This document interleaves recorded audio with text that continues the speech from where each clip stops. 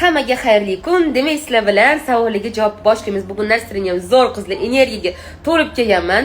Shuning uchun tez-tez istoriyalar olaman. Harakat qilaman. Qaranglar, Sepkil hech qachon ketmaydi qizlar. Sepkilni bilasizlar, men даже mana shu kosmetika olamiga kirib kelishimda ham sepkillarim sabab bo'lganda, ya'ni ketqizish, lazerda kuydirish, hamma narsani so'rab ko'rganman, hatto Koreyalarga chiqish. Sepkil faqat ocharadi.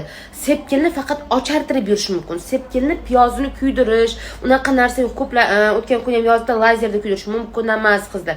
Kuydira olmaydi. Mana degan kosmetologingiz ham kuydira olmaydi. Chunki men o'shalar bilan o'zim suhbatda bo'lganman-da. Ya'ni mumkin emas, siz qila olishmaydi hech kimda.